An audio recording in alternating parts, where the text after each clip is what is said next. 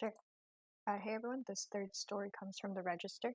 So, an Iranian hacktivist group called Black Reward took to Twitter claiming that they had exfiltrated data from a subsidiary of Iran's Atomic Energy Organization. This is the branch of the Iranian government responsible for nuclear technology research and development. The exfiltrated data comes from an email server and encompasses 324 inboxes and over 100,000 messages, totaling 50 gigabytes. Black Reward claims that the exfiltrated data includes construction plans for a nuclear power plant, employee information such as passport details, and correspondence with the International Atomic Energy Agency. All of this is happening in the background as the situation in Iran escalates. In the past week, anti government protests erupted all over the country in wake of the death of Mahsa Amini, a 22-year-old woman who died after being taken into custody by Iranian authorities for not observing Iran's strict dress code for women. Video evidence suggests that Amini was beaten by authorities and she later succumbed to her injuries in hospital. On October 21st, Black Reward announced on Twitter that they would be revealing the exfiltrated data to the public if those arrested in the protests were not released within 24 hours. Some information was released, however, Iran's Atomic Energy Organization minimized the severity of the incident, saying that the data includes emails of normal and daily exchanges and technical content.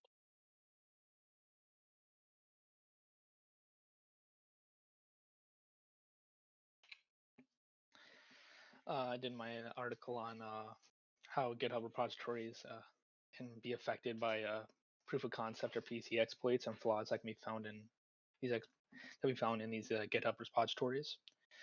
So hundreds of these GitHub repositories provided bogus proof of concept or POC exploits for various vulnerabilities. Experts from the leading institution of advanced computer science examined POCs posted on GitHub for known vulnerabilities. Some of these repositories were used by threat actors to disseminate malware in 2017 to 2021. The majority of these harmful activities detections are connected to flaws introduced in 2020. A POC created for the CVE 2019-0708, commonly known as Bluekeep, is one of these instances. 1,069 of these 1,522 IP addresses that viruses total classified as malicious were included in the abuse IPDP database. And GitHub has been informed from the research discoveries, although some of these fraudulent repositories have yet to been taken down. The technique recorded to the experts may miss certain harmful POCs in their database. In this case, the data exfiltration servers URLs and base64 as encoded into it. Next slide. Hi, everybody.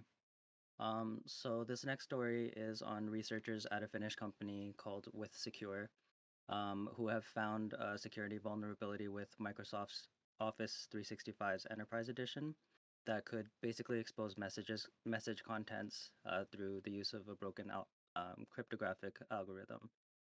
So Office 365 uses message encryption, dubbed OME.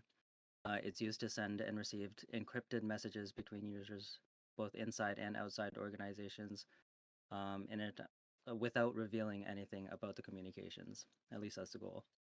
So ECB is one of the simplest modes of encryption, where each message block is encoded separately by a key, but but it can get exposed with the plain text block being matched to the ciphertext blocks that are a result of the encryption. And this goes against cryptographic protocol. So NIST actually noted that earlier this year about this vulnerability, but Microsoft still hasn't done anything about it. So essentially, an attacker with a large database could infer information from the intercepted data, or decrypt it, or use it to exploit at a future attack. Microsoft recommends its customers to use Purview instead of OME, which they deem now is a legacy system. Right now, there aren't any plans from Microsoft to fix it. The only way to mitigate it is to basically avoid using the current messaging encryption. Hey guys, my news piece is actually about Microsoft again. Um, so Microsoft has confirmed that it inadvertently exposed the information of thousands of their customers for misconfigured Azure blob storage. The data leak was caused following a security lapse that left an endpoint publicly accessible over the internet. Microsoft emphasized that this leak was caused by an unintentional misconfiguration on an endpoint that is not in use across the Microsoft ecosystem. It's not the result of a security vulnerability. The misconfigured Azure blob storage was found on September 24, 2022 by cybersecurity company SOC Radar and named the leak Blue Bleed. SOC Radar revealed the scale of the leak affects 65,000 entities in 111 countries and exposed 2.4 terabytes of data. Microsoft has disputed the extent of the issue, stating that SOC Radar greatly exaggerated the extent of the leak. If SOC Radar is correct in what data was exposed, it is possible that very sensitive data about the infrastructure and network configuration of potential customers could have been leaked, which could be valuable to potential threat actors looking to attack one of these organizations. Next slide. So, my name is Panth. I was a researcher with the Center for Mobile Innovation, but currently I left that position because I'm on co-op right now. So, first of all, who am I? I'm a third year ISS student. I'm currently on co-op. I'm at a company called AESI as an engineering intern. If you want to ask me about what I'm doing now, you can ask later or at the end. So, what is the Center for Mobile Innovation? A lot of the lab is dedicated towards IoT, mobile devices, and machine learning research. The lab itself can be found on the fourth floor of the Skate Building at the Trafalgar campus. So this image in the back is where what it looks like, and um, the people there are basically the ones who helped like started their professors with the mobile computing degree. First of all, I'd like to talk about the need for industry partners. Every project has an industry partner, and why, as a researcher, you would need them. Due to things like budget constraints, a lot of the time software isn't available to researchers, so they have to develop it themselves, or they can get proprietary software from their industry partners. One of the other things is that if you're looking for a co-op or an entry-level job, a lot of times you can go towards the industry partners and ask them for opportunities within their firm. Another point is it also increases the knowledge base for that actual project you're working on.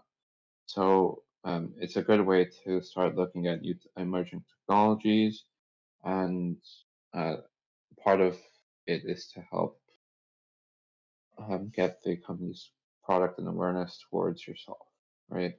You can start working at the company from the get-go if you end up there. Why would a mobile innovation hub need security professionals? Now more than ever, people are using IoT devices. I believe both Jacksons were talking about IoT security issues in the news segment with the keyless entry and the drone.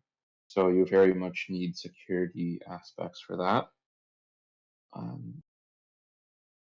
A lot of the times there isn't a lot of innovation happening with IoT, and it's how you can protect the what they're innovating. Because a lot of the times when you're innovating, you forget about the security aspects of it, so that becomes a problem.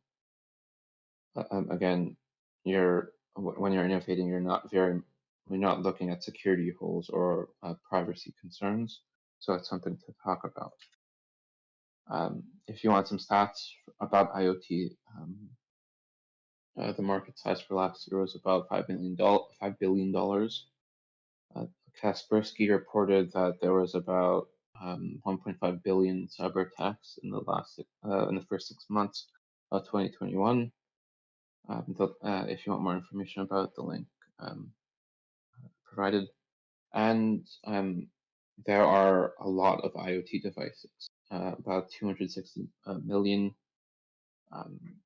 as of 2021, and that's about 12% of households of homes, and it's only likely to grow.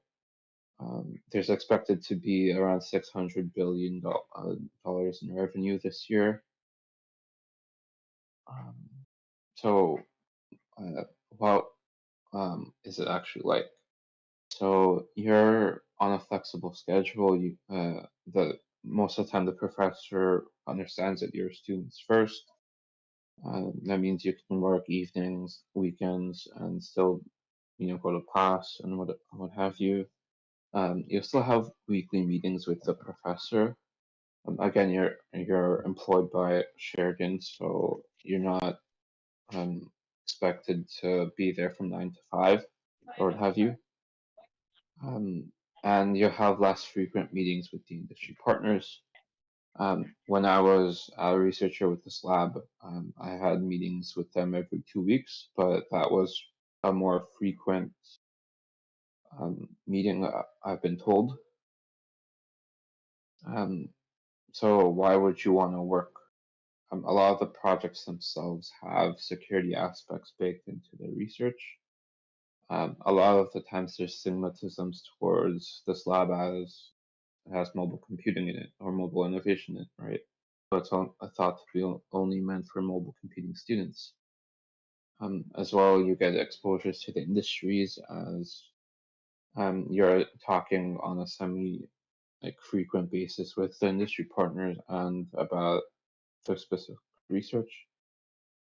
It can be helpful if you're in second or third year and you're looking for a co-op or an entry-level job when you're in fourth year. So there are a few constraints when you're looking at a mobile device. The first one is a hardware constraint. Again, it's very difficult to have a computer chip be small and efficient, right? So you have to be aware that you're bound by physical aspects and physical constraints. And the other one being a software constraint, meaning it's very difficult to write efficient code, right? If you've taken data structures, you know that an n squared or what have you code is not good, right? So if we're doing like a comparisons of what the pros and cons are of doing this, it looks very good if you're looking for graduate degree opportunities, and if you're looking for co-op or entry-level jobs, you'll get paid. So typically more than minimum wage. A lot of the times it's dependent on the budget of the project and the professor. Um, and you develop a relationship with the industry partners. Again, at the end of the day, they're hiring manager, so they're gonna want to hire people they know, right? Some of the cons include all ISS students are doing 6 courses a term, plus you'd be doing work for this project, so which is typically 5 to 20 hours a week. Again, the first term you're doing this, most people's GPAs go down. So if you're under like around the 75 or around the 75% GPA, it might be difficult for you to balance all of that. Again, I've seen people that have a 75 and do well in both. And it's typically for students in second to fourth year. Again, you'd have to be a degree student as it's really difficult to have that same quality in knowledge. Again, you're not gonna, there's less opportunities if you're a diploma student. What would my average quote unquote shift look like? You'd access a shared Scholar database and see what other researchers have done in a similar space. Um, Sometimes the industry partners would ask you to do specific things. Um, uh, a lot of the times you'd have to present your ideas and what you're doing and what your next steps are to the industry partners. Because at the end of the day, they're giving shared in money, right? You have to see that it's worth it, right? Or there's some progress. And at the end of the day, you're doing research, you have to show some sort of proof of concept. And since this is typically a software based a lab, you're typically going to develop software. So another thing you have to talk about is when you're doing a research paper, you have to present um, you have to publish it eventually. So you'd have to talk about like what articles are similar to it, how to write the actual document, and how you developed it and present your ideas. And if you remember the scientific method from high school math, it's very much similar to that. Um, I'd like to talk about what courses are helpful. Again, I presume most of you are ISS students, so you'd have to take first year cybersecurity theory courses in systems loss prevention and risk management. Data structures is a very important one. You take that in second year, and most of the programming courses are helpful, as at the end of the day, you do have to develop a proof of concept or develop code. Well, why should you believe me? I get that asked. I get that asked a lot. Uh, I was working with the project, one of the projects, for about a year and 4 months. The job itself is like on a contract basis, so you'd be working the 14 weeks you have class. So you're only hired for 14 weeks, but things like if your boss doesn't like you or the industry partners don't like you, you're not going to get rehired. And seeing as how I was with the project for 4 terms, there's some evidence suggests that the people I worked for like me. And lastly, there are co-op opportunities at the lab. So if you're interested, there are postings for jobs on Sheridan Works. Again, this only applies if you're a Sheridan College student. So there's a lot of current job opportunities. I've only there's like currently like 8 job opportunity or industry partners, but I listed 3 because they're probably like the bigger ones. So Nivon's an American educational system that develops software similar to Slate. TELUS, again, is a very popular telecom company here in Canada, and it's a hospital in downtown Toronto. I've also shared the link with you in the second bullet to find if you want to search for jobs. Again, I can post in the chat afterwards. So there's essentially just 2 ways of applying. You can email that email I've provided here with the job title, your name, and your student number as a headline.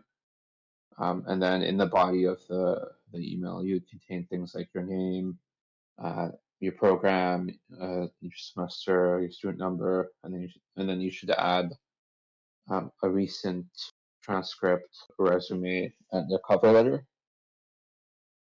And that's the end. If you have any questions, feel free to let me know.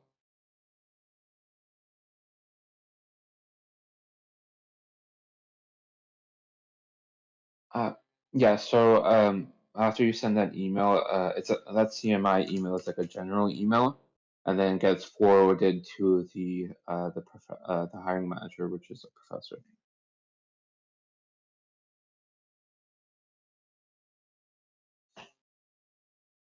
So I can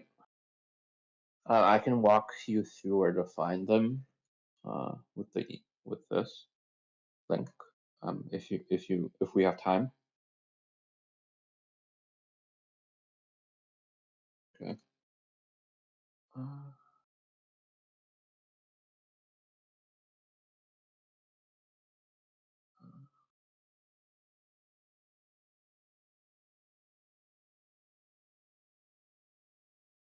So this first bit just tells you the same thing I told you. Send an email to that email. And then they have a bunch of part-time positions available here. Again, not all of it's software, right? You have like a prototype development. This was a project I was a part of last time. If you want to know more about the project, let me know.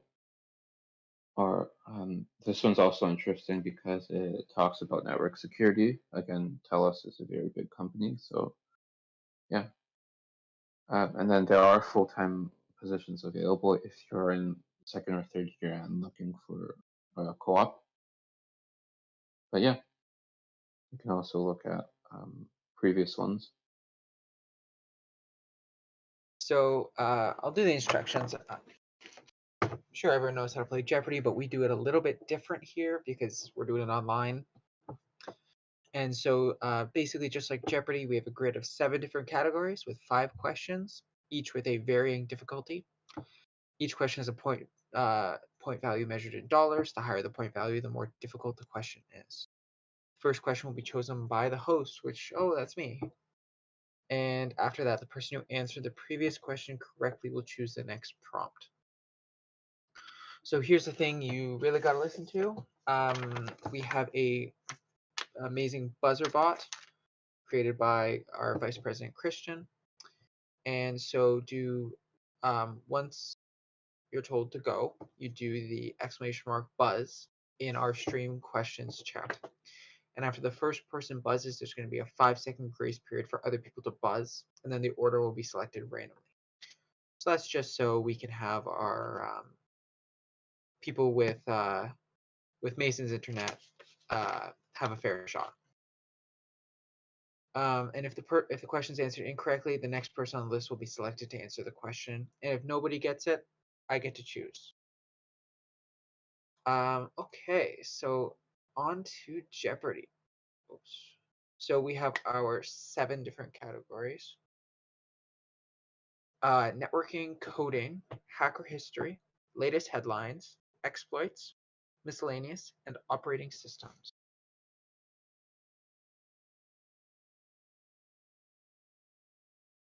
So, oh yeah, I get to choose. Let's start off easy. Exploits. Okay. Let's do exploits for 100. So what is it called when you input database commands into a field to access information not meant to be displayed? And you guys feel free to buzz in now. Feel free.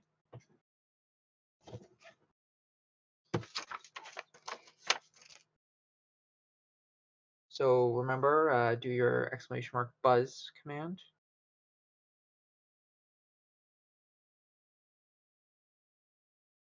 If you think you know it.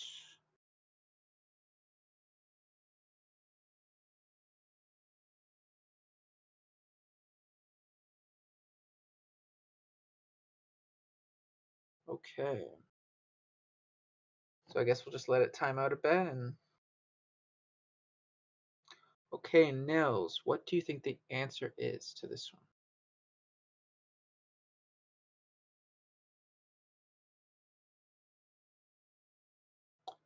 And that is correct. It is SQL injection. Boom, for 100 points.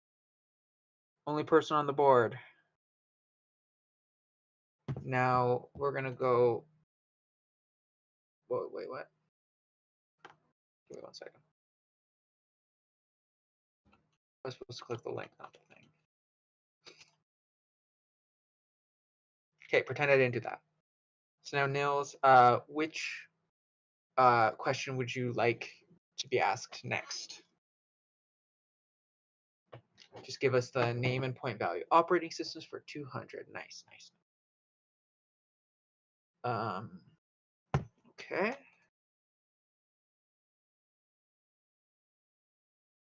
So this is the current version of Mac OS.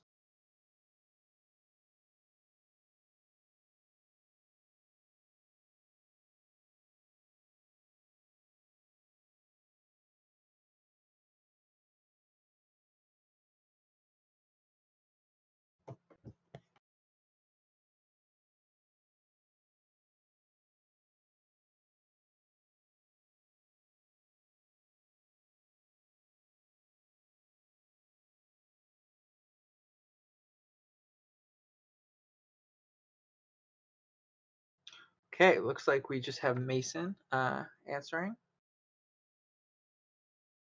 What do you think it is, Mason? Mosaic? Interesting. It's not quite that. It is something that sounds kind of similar to that, like kind of artsy. It is Ventura, which is a cool name, I guess. So we're back to the front. So no one got that one. So I guess I get to guess. Or I get to choose. Let's do hacker history for 300. Get some points. So this person is credited with creating the World Wide Web. What do you guys think? There are no wrong answers.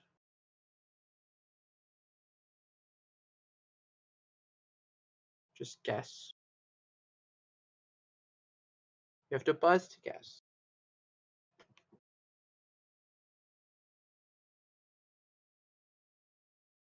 Guys, I can't take these guesses if you don't buzz in.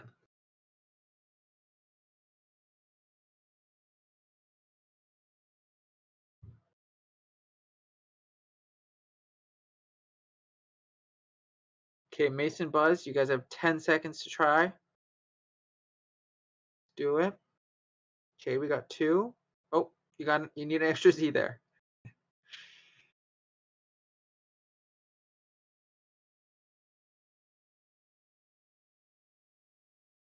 Okay, so that's 3 of these. Okay, I swear this isn't right. This is randomized, but Mason, who do you think created the World Wide Web? Tim Berners. Yeah, I'll take that. It's technically Tim Berners-Lee, but I'm not gonna be picky about that. So that's puts Mason in the lead with 300 points. Nice. So now Mason, what category and point value would you like next?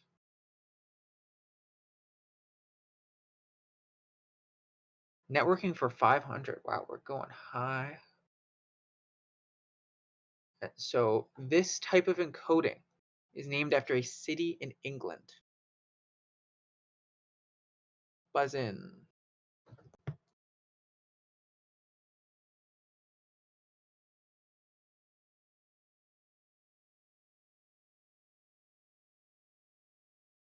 Okay, we got 1 strike, 2, 3, 4. Whoa, 4 people guessing.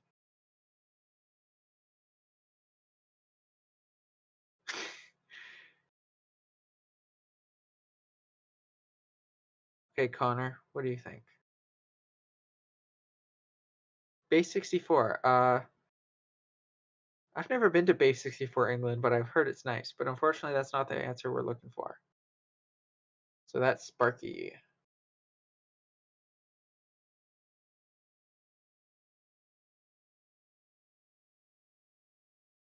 What type of encoding is named after a city in England?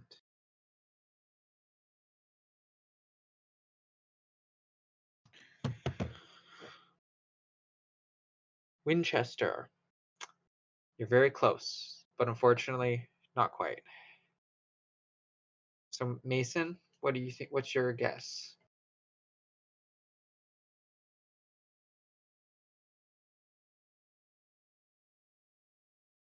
Birmingham? Not quite. Okay, Nils. Now or never. It's Manchester. That's right. Winchester was close, but like 2-letter difference. So that's 500 points for Nils. Coming back to first place. 2 people on the board. So now, Nils, which one would you like next?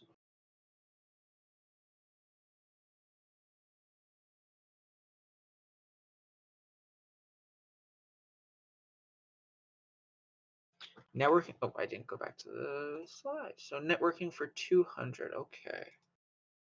So the internet is an example of this type of network. What type of network? I'm sure you guys talked about this in networking class.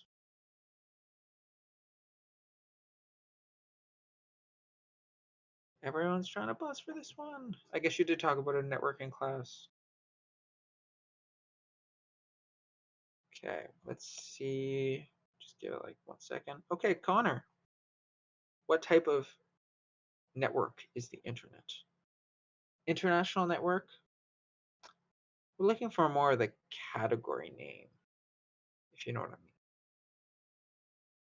Sorry about that. And yeah, Mason got it. Wide area network or WAN. I was gonna make a like pun or something, like saying something like, "Oh, you should plan before you answer," but I thought that would be too obvious. So that puts us 2 people on the board: Nils for 600 and Mason for 500. Okay.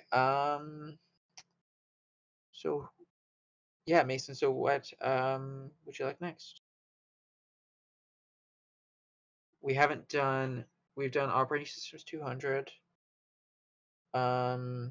Exploits for 100. History for 300. Networking for 100. Oh no, for 200 and 500. Hacker history for 300. Okay. Wait, we did hacker history for 300.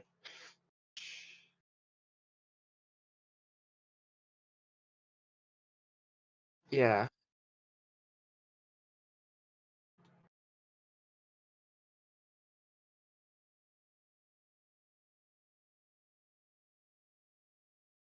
Oh, darn. Okay. Yeah.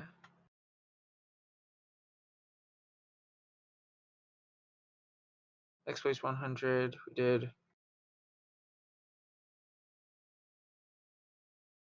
Yeah, just make this.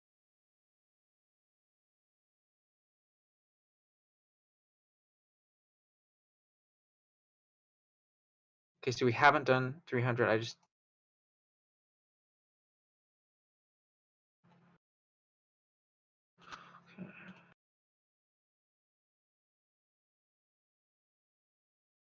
Okay, we're going to present again.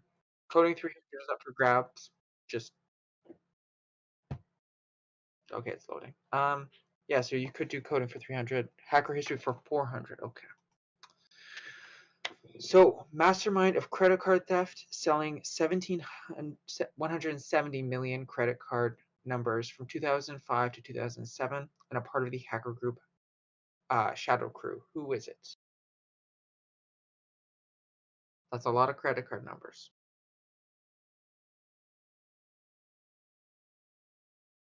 Does anyone have any guesses?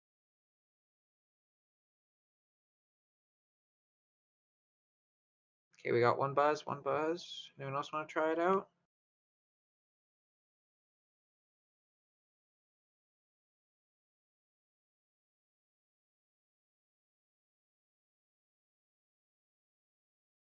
Okay, looks like it might just be Mason then.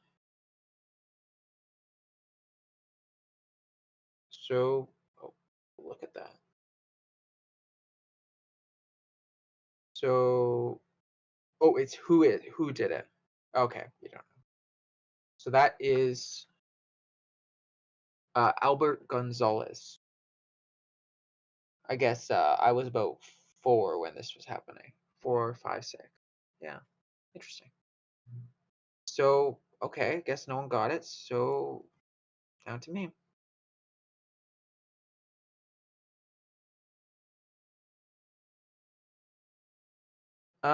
We'll do. Let's do one we haven't done yet. Let's do latest. Whoops. Let's do latest headlines for 300. So, Blank as a service is increasingly offering on a subscription base and uses a toolkit called Caffeine to redirect to a proxy page and gain info. So something as a service. What do you guys think it is? We've talked about it a bit in the news recently. So if you guys are listening, maybe you'll get it.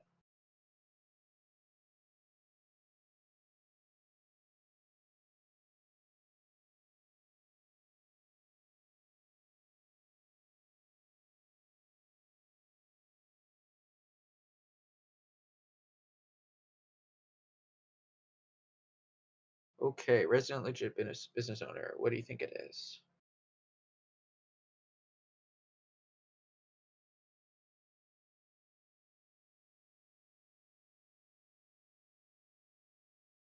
Software as a service is not the right answer. So on to Sparky. What do you think it is? Something as a service.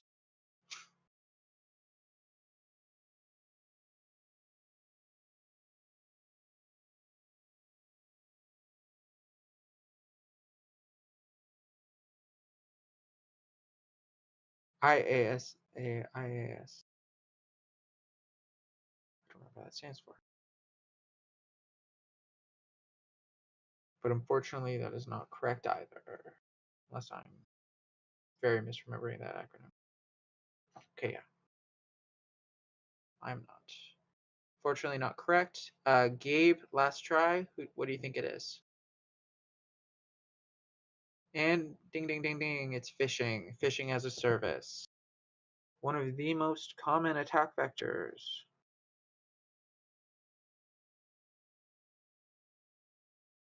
So that puts you on the board with 300 points. Congratulations. So yeah, phishing as a service.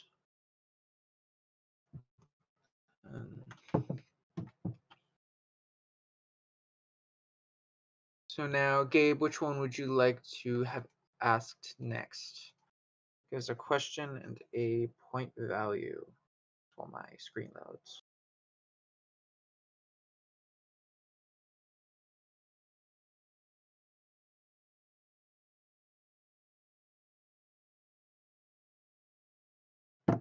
Networking for 300. Okay. I don't think we're going to go for too much longer. Probably we'll do another question or two. So this cryptographic network protocol allows two computers to communicate and share data over an insecure network, such as the internet.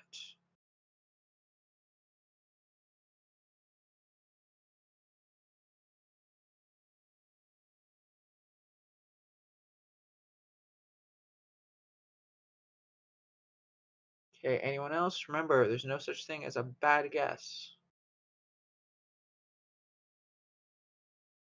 Might have been a bit too late there, Nels. Maybe we'll put you in there if no one gets it. Okay. It is not FTP, unfortunately. And then resident legit business owner. What do you think it is? It is indeed SSH for 300.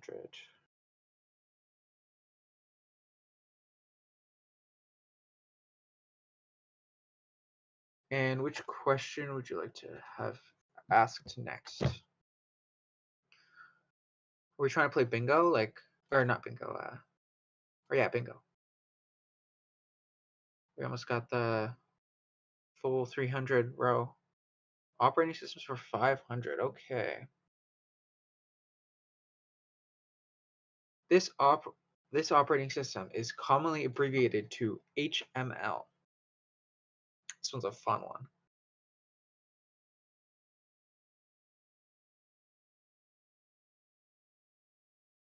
Okay, remember, no such thing as a dumb guess.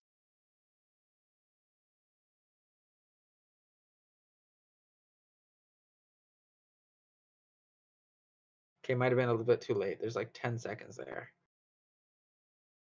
Okay, not John. What do you think? Hold my liquor. Not quite. There's not an operating system called that, unfortunately. Maybe some people might need that, though.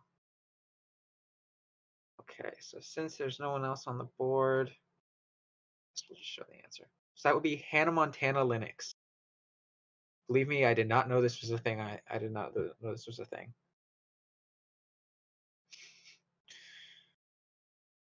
Yep, it's named that. Maybe someone can link it. Maybe next time you have a Linux course or something, you can use that instead.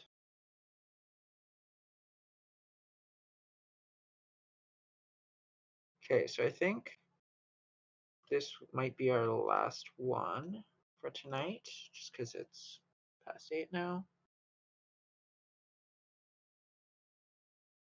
Yeah, so yeah, show your teachers that. I'm sure they'll love it. Exploit? You want to do an exploit one? Let's do exploits for 500. Let's get some points on the board. Which type of attack involves using a server's built-in functions to access or modify resources? Specific type of attack.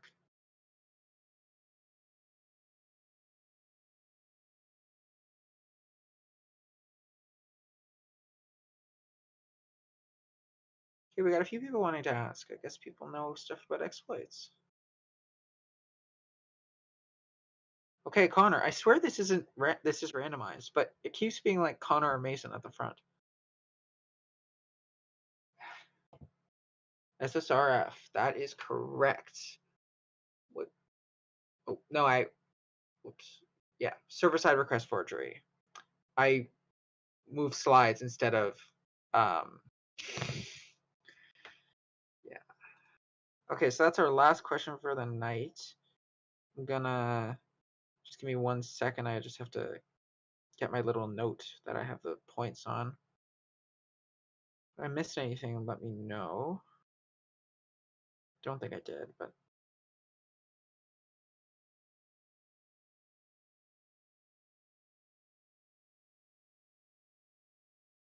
yeah, thanks for participating, everybody. Hope you had some fun. Maybe you learned something. And yeah, enjoy your reading week.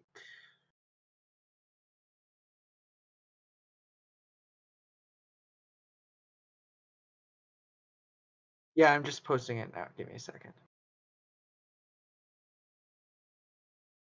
So we have Nils in first place with 600 points. And then Mason and Connor tied for second with 500, pretty close game. And then Gabe and Resident Legit Business Owner with 300 points. Hope everyone had fun.